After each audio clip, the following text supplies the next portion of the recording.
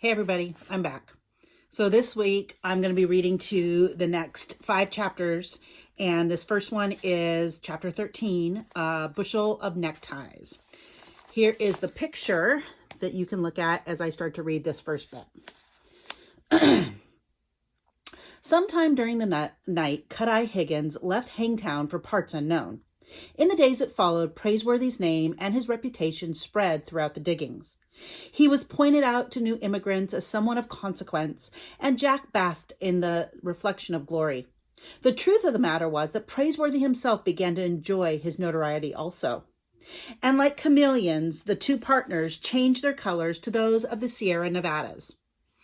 They wore red miner shirts and jack boots and wide-brim hats against the summer sun. And after a week in the diggings, there was little of the butler left to be seen in Praiseworthy, unless it was the straightness of his back and the quiet reserve of his glances. And then, as if to live up to his new reputation as bullwhip, he stopped shaving altogether. Within a few days, he began to look decidedly fierce. Jack collected 4 tin cans against the day, and they would stake their claim. They bought a dust-stained canvas tent at the Cheap John auction and pitched it beside Pitch Pine Billy's. All they lacked. So again, Jack and Praiseworthy now. You can see that Praiseworthy's getting a bit of a beard going on, right? A little bit of scruff there. All they lacked to go prospecting, though, was a burro and a grub stake of beans and bacon and flour and coffee. They shoveled dirt and panned mud from morning until night, and Pitchpine Billy taught them every trick that he knew, including how to set flea traps. After dark, they filled their gold pans with soapy water and placed them beside a lighted candle stuck in the dirt floor of their tent. "The candle gets the varmints to a-jumpin'," said Pitchpine. "About the only thing that a flea ain't learned how to do is to take a bath. They hop in that soapy water and they drown," he said. But candles were $1 each, and some of the miners preferred the fleas to the price of the candles. There were days when men were lucky enough to wash out enough spangles to pay for their own grub.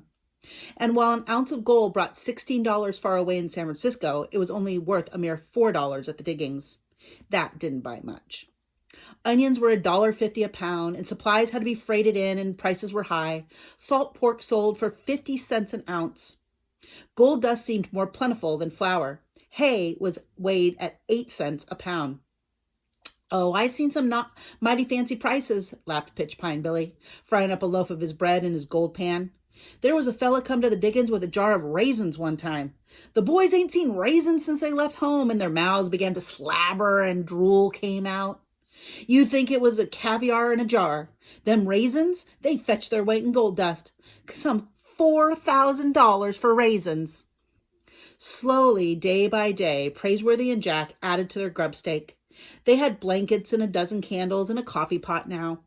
And one noon, Jack pulled up a tuft of grass, and a glint of light from the roots made him gasp. It was a nugget. A nugget! And he yelled, and it carried as far from one end of the ravine to the other. He screamed, "A nugget!" Praiseworthy dropped his gold pan, and Pitchpine Billy squinted. Jimmy from town, who wore a mustache twisted into sharp little points, came running over, and Buffalo John awoke from a sound sleep. Dozens of miners had left their claims to stand around and admire Jack's catch of a gold nugget. The lump of gold was the size of an acorn. It's about like that. It was trapped in the fine grass roots like a fly in a spider's web. "Maybe we can get a burro," Jack grinned. "Well, I don't know," smiled Pitchpine Billy. "The tail of a jackass anyways." Buffalo John pulled the bandana off of his head and polished the nugget. The miners passed it around, holding it up to the sun to watch it shine, and from that moment on, it became known as Jamocha Jack's Nugget. That night, Praiseworthy and Jack and Pitchpine Billy went to town for a proper supper. There was a letter waiting at the hotel from Dr. Buckby. It was written in a very shaky hand.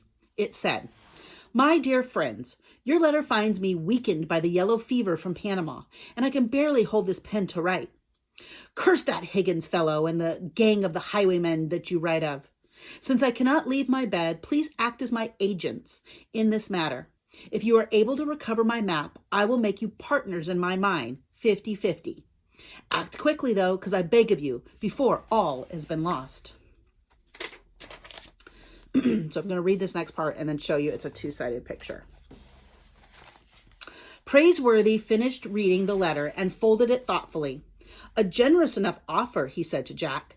Half interest in a gold mine. Well, Jack's yellow eyebrows lifted at that.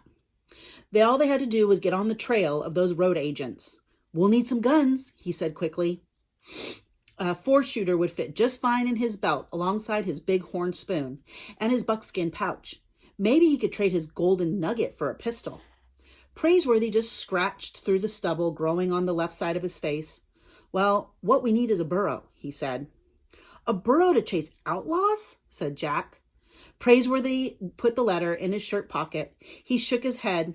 There's no time for speculation. First, those vultures no doubt ripped open Cut-Eye Higgins' coat and discovered the map. And second, they may already have located that mine by now. Maps? Pitchpine Billy laughed. Ha!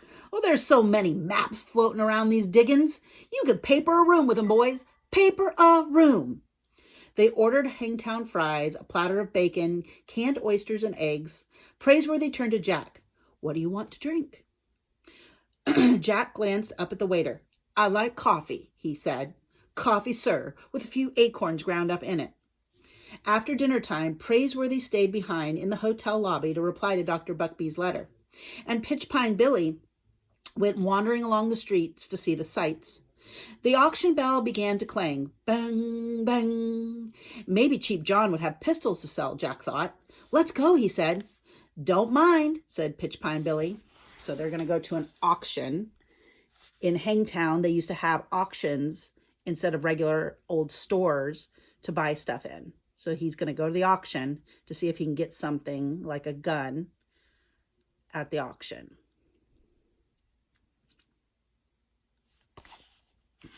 He and Pitchpine Billy. The auctioneer placed a keg of salted butter outside the brightly lit tent, and the miners gathered around this delicacy like flies. They unclasped their jackknives and carved off butter shavings and just ate them right off their blades. Between the ringing of the bell and the free butter, and the crowd had formed and a sale began. The Frenchmen rubbed shoulders with Sonorians and Chileans and Germans and Missourians and Yankees and Englishmen and Kansians and the people from the Sandwich Islands. There were sailors who had deserted their ships to run off for the mines, and soldiers who had left their garrisons in Monterey and San Francisco to come to the diggings. The auctioneer mounted a barrel at the rear of the tent. He was a paunchy man in an open vest and a plug hat. What do you take for this hat, Cheap John? Someone yelled. Ain't for sale, boys, said the auctioneer. But I got 10 pounds of Chinese sugar that is up for sale.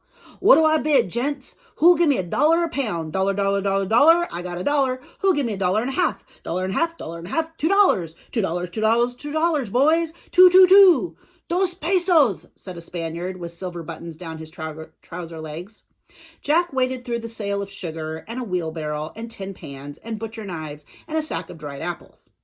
The auctioneer seemed to have no guns. The miners stood around whittling and enjoying themselves. I got a bushel of neckties here by mistake, boys, said Cheap John. They'll fetch $1 apiece back in the States. What do you give me for the lot? Am I a bid $10? Am I a bid $9? Nine? The miners just stood around grinning and whittling and very silent. At that moment, Jimmy from town spied Jack and Pitchpine Billy at the auction. Let's go get something to eat, he said. My stomach feels like a cat in Hades without claws. 999, called the auctioneer. We're done, said Pitchpine Billy. Done what? Said Jimmy from town, twisting the ends of his mustache happily. We ate, said Jack. Eight, called the auctioneer. I got a bid for $8 by that young fellow over there with the yellow eyebrows. That's going to sell for $8, and it's sold. Jack stood as if struck by lightning.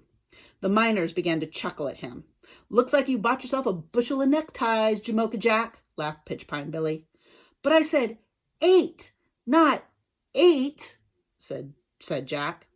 Well, that's what I heard you say. 8, answered Cheap John, pushing the plug hat back onto the top of his head. ATE, said Jack. We ain't much for spelling around here, said Cheap John. It was clear that everyone and the auctioneer hadn't been expected to sell the ties at all. You ain't going on back on your word now, are you? Said the auctioneer. Can't do that, whispered Pitchpine Billy.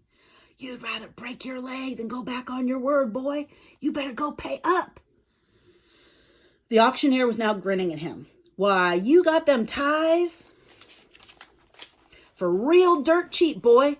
Of course, we ain't much on tie wearing around here at the diggings, except maybe to be buried in. And he burst out laughing at Jack. The miners looked upon their affairs as harmless fun. Might be able to stuff a pillow with them, someone said. Knot 'em together and lasso a chicken, someone else called. Jack stepped up to the gold scale and pulled the buckskin pouch from his belt. The nugget tumbled out. He borrowed a knife and carved half of it away. Bit by bit by bit, and boy did that hurt. He clamped his jaw with anger as he did it. Then he picked up a bushel of neckties and worked his way through the crowds to the street. Ain't so sure I'd ever be buried in one of them things, a miner laughed. Praiseworthy was coming along the street from the hotel, and Jack could barely even face him. He had cut 2 ounces out of his nugget that might have gone towards their grub stake, or a gun. But even Pitchpine Billy and Jimmy from town were chuckling. What you got there? Praiseworthy asked, raising one eyebrow. Neckties, Jack murmured. A whole bushel of them. Praiseworthy raised his other eyebrow. Neckties? Yes, sir, said Jack. Jimmy from town loosened the gold pouch. I guess it was my fault, he smiled. I'll pay you for them ties, Jamocha Jack, as long as you don't make me wear one. Me neither, said Pitchpine Billy. Praiseworthy just held up his hand, though. No, put away your dust, boys. He looked at Jack. That was a very fine purchase you made, Jack, he smiled. A brilliant purchase. Jack gazed up at Praiseworthy. What? We'll buy your mountain canary with neckties. Pitchpine Billy crimped an eye. You gone out of your head, Bullwhip. Why, you couldn't give them things away in Hangtown. The only necktie you can get on a man is made out of a rope. Praiseworthy scratched his short whiskers. They were at the itchy stage. He smiled, half shutting one eye. Unless I miss my guess, every man in the diggings will be coming and begging for a necktie in a day or two, he said. They're going to fight me to get one. He picked up the bushel basket and slung it onto his shoulder. Come on, partner. You did good. The next morning, Praiseworthy and Jack helped Pitchpine Billy dig a coyote hole. Once we hit bedrock, there's no telling the riches down there, the miners declared. The Spangles just keep working and sifting into the ground. Earthquakes and all. It may take them 10,001 years to reach that bedrock, but those gold diggings, they stop. By the late afternoon, the hole was deeper than Praiseworthy's head. They rigged up a rope and lifted out the dirt, bucketful by bucketful. There were men all along the diggings coyoteing for gold, and some had shafts that were as deep as wells. Jack took his turn at the bottom of the hole, filling up the buckets with dirt and emptying it into the long tom. The long tom was a wooden sluice box set into a stream. Running water washed the dirt along the trough, and the bits of gold were trapped in the iron riflings along the bottom. Praiseworthy kept silent about the neckties. Even by the end of the next day, there was still no rush of anyone to buy them. As he had predicted, but it remained unconcerned. Jack wondered if Praiseworthy had merely been trying to spare his feelings after the ridiculous purchase that he'd made. He was glad to forget it, and he said no more about it. The following morning, a delegation of 3 men appeared on Pitchpine Billy's claim. Jack recognized Mr. Jonas T. Fletcher at once. The undertaker had brought 2 Hangtown merchants with him. They came looking for Praiseworthy, who was at the bottom of the coyote hole digging. Jack and Pitchpine Billy hauled him out on a rope, and Praiseworthy looked as if he'd been dipped in dust. It clung to his eyelashes as he blinked. If bedrock's any deeper, he said to Pitchpine Billy, we're going to be digging for gold in China. Bullwhip, said the undertaker. We've got to uphold the fair name of Hangtown.